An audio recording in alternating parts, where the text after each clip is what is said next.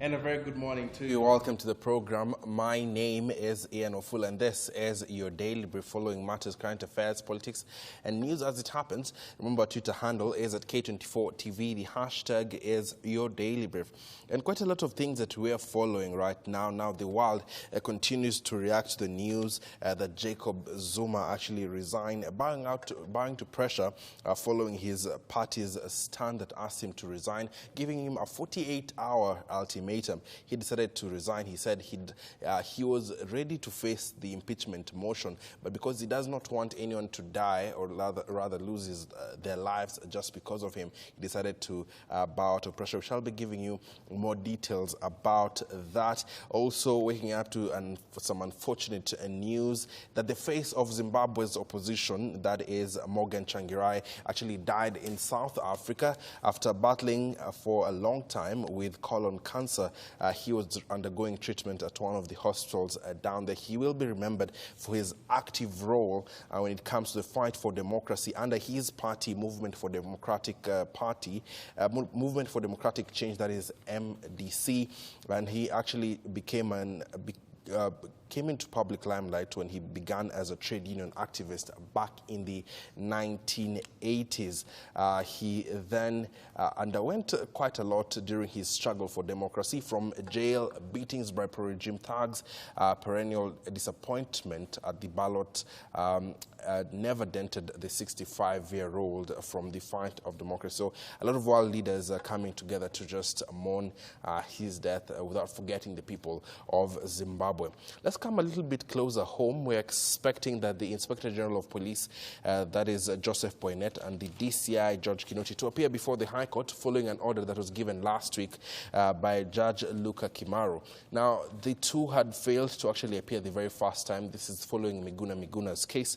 To explain why they, first of all, had not released him after the court had given him cash bail, released him on a cash bail. So they were to appear last week. They did not honor that. Instead, they sent representatives. So they were ordered yet again to appear before Judge Luka Kimaru, which is expected to happen today. So we shall see how that goes and whether they will yet again send representatives. But this generated about the discussion on failing to honor court orders. We saw Chief Justice David Maraga actually, write a letter and saying that no one is above the law. This happened last week.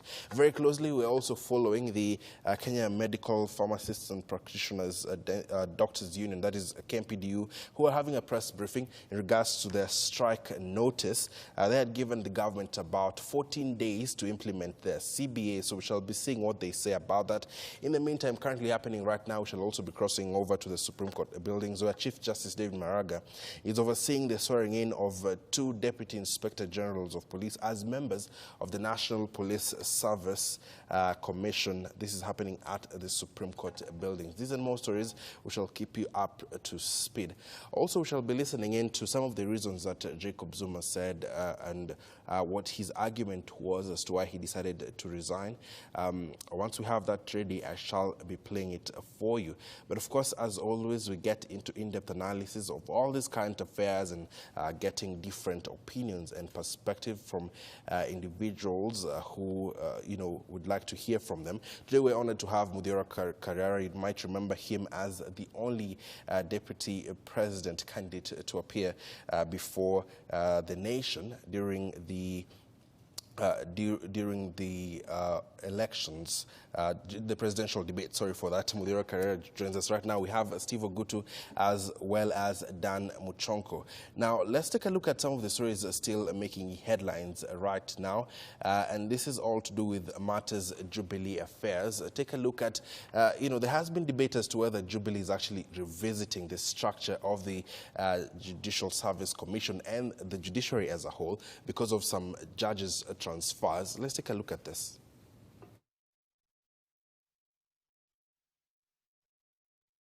The ghosts of last year's bitterly fought poll, which resulted in 2 presidential election petitions, continue to haunt Chief Justice David Maraga after the governing party Jubilee wrote a protest letter to the Chief Justice protesting the manner in which he handled the first petition.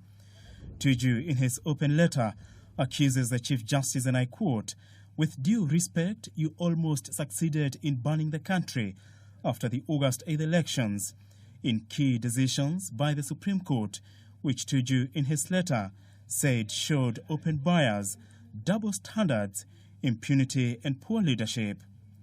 The indictment letter appears to take a cue from President Kenyatta's remarks after the September nullification, warning his administration shall revisit the judiciary. The letter dated 9th of February, but received on Tuesday the 13th, coincided with a massive shake-up in the justice and legal system that saw Justice Maraga transfer 18 judges, among them Justice George Odunga, now transferred to Machakos, who is mentioned in Tuju's letter and whom the Jubilee Party has since last year's election accused of favoring NASA.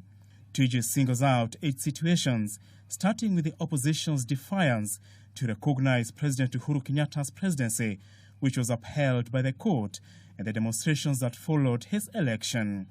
Tuju has also accused the Chief Justice for failing to rein in the opposition, not to conduct the 30th January oath, and Maraga's admission that he cannot direct judges and magistrates on the matter. Tuju further cites the CJ's silence on NASA's defiance to disobey a High Court order in Kitui, suspending the formation of the opposition's people assemblies. The letter further cites the government's frustrations in obtaining an injunction on the people's assemblies and the swearing in, which the court pushed after Odinga's oath day, yet the opposition granted activist Okia Omtata an anticipatory bond for NASA leadership to protect them from arrests. A hearing on an application by outgoing Attorney General Professor Githu Muigai seeking to postpone the October fresh poll is also part of the protest. In the ongoing realignment cutting across the executive and the judiciary as President Kenyatta reorganizes his final term, key Jubilee allies, among them former Agriculture CS Felix Koskei, former Kenyatta University Vice-Chancellor Olive Mugenda, and Patrick Eshohi, were named to the Judicial Service Commission. Apul Kamau. And that is a reaction that we are getting right now in regards to a letter written from the Jubilee Secretariat, and that is led there by Raphael Tuju, to the Chief Justice David Maraga, citing instances where he believes that, the Supreme Court, or rather the judiciary, seemed to favor the opposition. And the first instance, rather the first priority to which they're reacting to, is in regards to the court order after the nullification of the August 8th elections.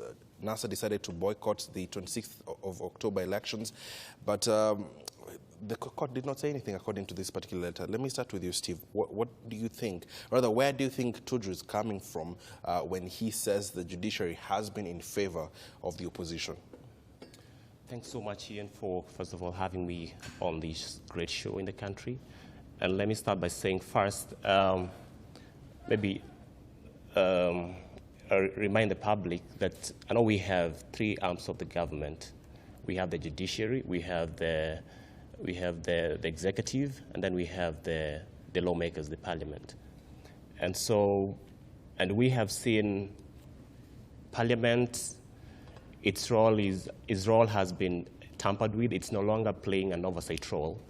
And so the 3 organs are supposed to act independently, and we are not seeing independence in how the members of parliament are executing their duties. Yeah. And now we are beginning to see an attack on the judiciary. And this is not just being propagated by the guys in Jubilee. We're also seeing the guys in NASA and other political class across the political divide just trying to, disobey and disregard court orders and all that. And so it's a very sad affair. I don't think it's a really good thing to play around with an organ like the judiciary.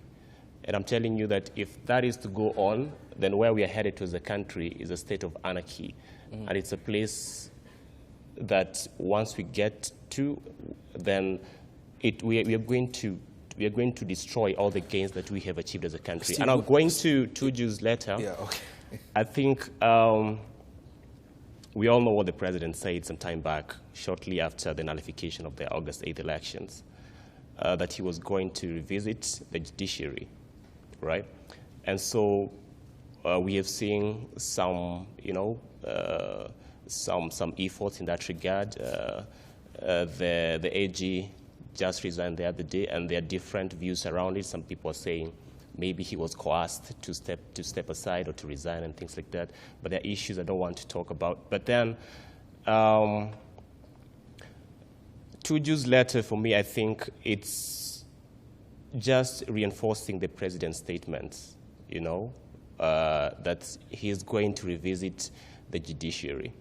And I think for me, even if it's a matter of revisiting the judiciary, then it should not be done in such a way that it's going to jeopardize the cause of justice. Are Raphael Tuju's sentiments justified? That, citing some instances, for example, when NASA decided to boycott the August 26th elections, the Supreme Court was quiet, even though NASA had not gone back to the court to express some of the issues they were raising. I think to some extent, Tuju's sentiments are valid, legally speaking, because, the Supreme Court issued an order that both NASA and Jubilee head back to the elections, and of course other political parties. But then we saw the NASA guys decided not to participate in this election despite the orders by the Supreme Court.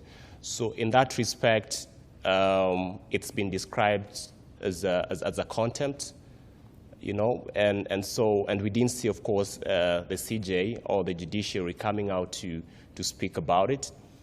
And so I think it is some of these gaps, the gaps that we treat trivial, that ultimately affects, how the country operates in terms of the rule of law and things like that. Okay, Muthiora, which is not right. You are one of the key players during the August 8th elections. Is there at any one point that you felt that perhaps the judiciary was not being just, or they were in favor of the opposition? The judiciary has, in a number of cases, seemed partisan. I'll give an example, and I would like to take this from the nullification of the August 8th election. I hold to this date that that election had the right amount of integrity to hold, but in their wisdom, they chose to nullify it. So at that point, it was viewed that it was in favor of NASA because it was NASA who had majorly gone to court. So starting from there, in a way, they went on a path that seemed to be partisan. Now, when we come to the issues that were raised by Jubilee's Secretary General yesterday, he's named 8, but he's gone ahead to say there are many more such cases that can be brought forward. Yeah. And if you look at the 8 that have been laid down, I will tell you, if you've been in Kenya, you know that what has been said there has substance. They are not flimsy allegations. We know that the Attorney General went to the Supreme Court when they needed clarification on the matter about the election that was supposed to be done on October the 26th, and NASA had opted to boycott. And the court at that particular point decided to allocate a date of the 27th when the election was actually to be held on the 26th, meaning they did not see any urgency in the matter. In that way, they were dismissing a key player in the electoral process. And if you are a Jubilee supporter, you would say that seemed to favor the people who had chosen to boycott the election. Now, after the election was conducted and people went to the same court to seek justice as to whether the election had been conducted properly, they upheld the results. They declared Uhuru Kenyatta the president, and in fact, the Chief Justice and his whole apparatus went ahead and got him sworn into office. Now, when NASA continuously, each and every day, refuses to recognize Uhuru Kenyatta as the duly elected president of Kenya, and the Supreme Court has not come forth to condemn that action, then you see there is a bit of partisanship. Yeah. So you ask me, someone needed to stand up and raise these issues. There are similar issues of other type that other Kenyans would have wished to bring to the fore. But then Jubilee, a party representing many Kenyans, they were right to take this letter to the Chief Justice and to ask that he addresses those issues. Let me hear opening remarks from Dan as well. So, Muthiora, you agree with Raphael Tuju that indeed, in part, the Supreme Court played, the judiciary as a whole played a party, favored the opposition in some sorts. What about you, Dan? I think, Ian, to say the least, it's not the business of the judiciary to condemn what politicians are actually doing outside there. Theirs is to follow the law and what the law says. Mm-hmm. And especially given... What about if you as a court, you ordered the politicians to appear before you and they do not, and then you keep quiet, in essence? There's nothing much Maraga can do, because you see, these institutions are actually intertwined in a way so that one cannot operate without the other. Mm-hmm. Like now, if Maraga was to implement some of the decisions they make in court, they have to involve the police. And we know who manages the police in this country. What I want to say is this: according to the letter that was written by one Raphael Tuju, yes, that letter was uncalled for in the first place, because you see, you have to look at the state of the country as it is now. The country is already polarized. When you have such a kind of letters being written to the judiciary, and especially showing some kind of intimidation to the judiciary, which is expected to be an independent body, then it means we're in trouble. I mean, I cannot support that kind of letter, whether it's coming from NASA or it's coming from Jubilee, especially knowing that sometime last year, the president was out there telling Kenyans that he will revisit the issue of the judiciary and the nullification that took place in August. Now, what kind of example are we showing outside there in a situation where people blatantly decide to ignore the law and do things the way they want to do? Look at the way the court orders have been ignored. It doesn't matter you are coming from NASA, you are coming from Jubilee. But the responsibility of every Kenyan, especially in the current constitution, that we have to respect the law. So are you saying that David Maraga, as the Chief Justice of the Republic of Kenya, has his hands tied, in that when his court makes an order for politicians to come forward and they do not, he cannot do anything? He can't do anything. Look, Boynet was supposed to appear in court sometime last week. He's yet to appear today as well. He's yet to appear, yeah. And nothing has happened. Nothing is going to happen. Even today, there's a possibility he may not appear in court. But the thing is, what was the reason of us having a constitution in 2010 and wanting to have institutions that are independent of each other? Because these institutions, and according to the thinking of Kenyans, we expected that these institutions were to check each other. The judiciary was to interpret the law the way it is, check what the executive is doing. The executive equally does what it's supposed to do to implement some of the functions that are supposed to sort out the mess that we have in the country. The judiciary to do its work. But are we seeing that today?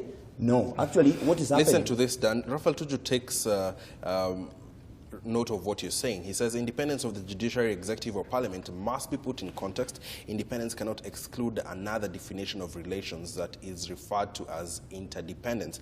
It will require mature leadership of all the players, and most importantly, from you, Mr. Chief Justice. From you too, Mr. Chief Justice. Let me ask you, Ian. Yes.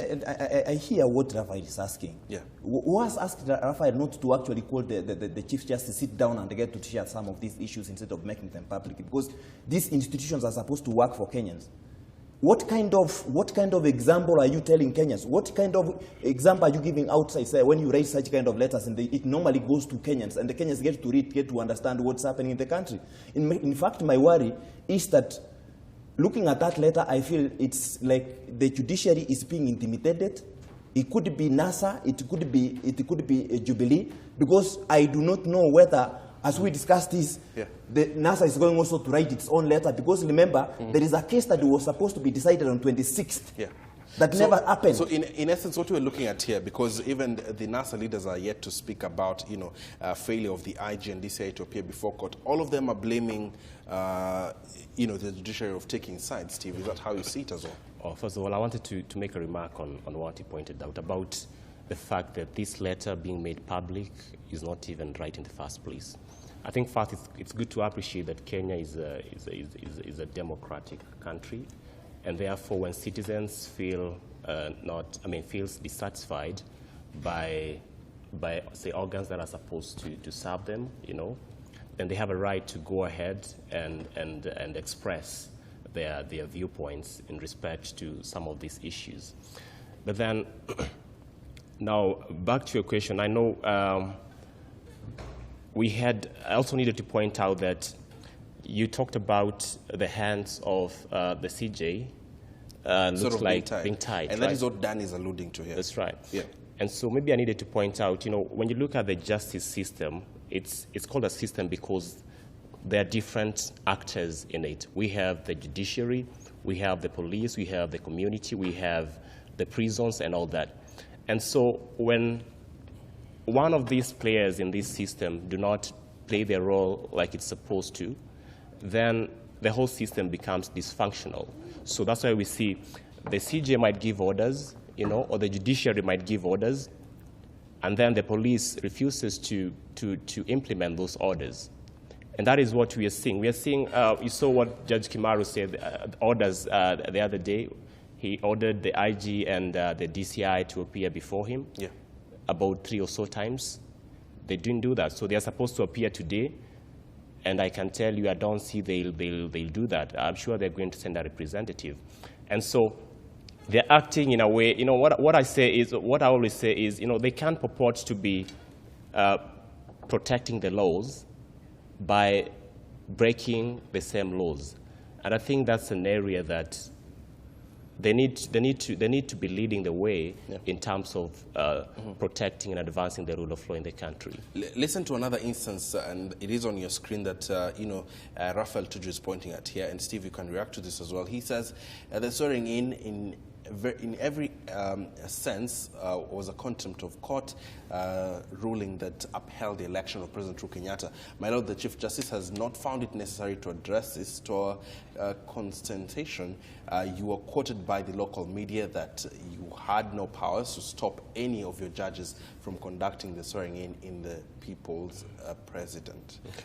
So basically, I think I'll just speak on what the law says. The law is clear about, you know, the process of going into an election. After that, there is, once the president has been elected, the swearing in and all that. It's well defined in the law. Yeah. And so once the president was elected on October 26th, of course, the matter went to court, and then the Chief Justice or the Supreme Court gave their verdict. And the president is alluding to the silence here by the Chief Justice, failure to address some of these issues that were happening during the electioneering period. Yeah. So should the Chief Justice have come out clear to either condemn this?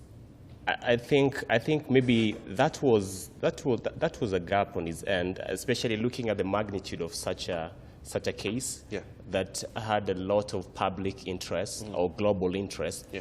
I think it was a gap on his side. He would have come up firmly and just even tried to interpret what that means in terms of the law, because it's left Kenyans so divided in terms of how they are viewing the whole thing. There are those who are saying what happened on the 30th of January is very right, and now they have a president. Whereas there are another section of Kenyans who were saying this is totally wrong, it's illegal, it's unconstitutional. So I think this is where we needed to see the Chief Justice coming out and stamping his authority and making the correct interpretation of what the law says in this respect. Okay, where does it leave the Chief Justice, Muthiora, in terms of, should he have come out clear and spoken about some of these issues, which in some areas were not before him, but they were happening in the general public? I beg to differ with Steve's opinion. The Chief Justice did not have to come forth and purport to be giving direction on any matter. What he should have done is he should have waited for the matter to appear before his court so he can adjudicate on it. But then, and his silence is what is the genesis of this particular letter. So we're looking at the consequences of his silence. Yes, and the comparison is coming because there are times when he had spoken and there are times when he has kept quiet. What he should have done from the very beginning is he should never have commented on these political matters. He should have remained professional and just offered whatever leadership that's required for the judiciary. Now, that said, let's revisit but the his matter. his failure to address this is part of what you have termed him as biased, just right here. Yes, and I'm explaining the fact that he should never have spoken in the very beginning when the things that you just outlined, the things he has said before. He should never have started that. And if he keeps coming to the public and giving his opinion, he's going to undermine the integrity of his office. So, in my opinion, he should take seriously the matters that have been brought to him by the Jubilee Party. And on that, I would like to go back to the letter. Jubilee is a party that represents Kenyans. So, when there is a matter that is involved, it's not Raphael Tuju acting on his own volition. He's acting on behalf of the party, a party that has delegated mandate from the people. So whatever transaction they have, they've got to tell the public that this is what we are doing, because they are not doing it on their own. They are doing it because that's what the people have asked them to do when they delegated leadership and authority to them. I want to say this, Ian. Let me cite out another issue that perhaps Jubilee feels that the judiciary has been quiet. Let's just put that on the screens. Recently in Kitui, the High Court petition, they've gone ahead to give the number there. Counties Development Group versus Attorney General and 3 others and 46 county assemblies. The court made a ruling on the 20th of November 2017 to suspend the formation of the so-called People's Assembly. The ODM NASA have continued with impunity to disobey the court order, and the president of the judiciary has been conspicuously silent. Ian, let us not make Maraga a politician. He is not one. Actually, him is expected to adjudicate issues in court. But these are matters before him. For instance, they're citing the case in Kitui. A court had given the order to NASA not to continue the formation of People's Assembly. But, we've seen NASA go ahead and do that in quite a number of... But these things are happening in both sides. And I expected if Raphael Tuju was to be sincere enough, he could have told the Kenyans, we are doing it, NASA is actually doing it. Because you see, but when two people wrongs don't make a right. Two wrongs don't make a right. Hold on. Sorry. What is happening, Yeah. actually, not unless somebody has taken this issue to court, Yeah. there is nothing much Maraga can actually do, other than writing the memos he's actually writing. You don't expect Maraga to be outside there to command what is supposed to be done once courts have given orders. Yeah. The only good thing that is supposed to happen is like now the AG. Once court orders have been given, the AG is supposed to ensure that they are implemented as required. But you see, it becomes so hard for them to implement some of these court orders because, you see, they're also involved in the same. Therefore, to me, if you asked clearly, the only person to blame here is the AG. And then to politicians, we said clearly that we have a constitution that is good. We expect to respect this constitution. But look at the kind of utterances that are coming out of politicians. And these politicians have a large following, so that they believe that nothing can happen to them. Yeah. And therefore, to me, I think as much as people will want to say that Maraga has a problem, he is not commented, he is not said anything about the issues, about the orders that have been given by the court, Maraga has nothing to do. He is not a politician. He is not going to be on the streets to demand that the court orders are obeyed to. Those who have reasoned what Steve said, that they should implement, they should ensure that those court orders are implemented, they should go ahead and do so. And if they cannot do it, then I don't think we need to blame Maraga in any way. If you have an issue, you need to go back to court. Like now, I can give a practical example, Ian. When NASA demanded that the servers get opened for IBC in August, that was never implemented. But it was the business of NASA to go back to court and demand. If they did not go, what do you expect Maraga to do? He has nothing to do. Okay, I see where you're coming from. We're taking a short commercial break. Muthiora, I'll start with you. I know you have issues to comment about. But we are reacting to a 4-page letter that was written to the Chief Justice David Maraga by the Secretary General and Head of Jubilee Secretariat, that is Honorable Raphael Tuju. Simply, to summarize, saying that the judiciary has been biased and it has been in favor of of the National Super Alliance. So we're continuing to react to that. But in the meantime, messages of condolences are trickling in for Zimbabwe's opposition leader, Morgan Tsvangirai, who died after a battle with cancer.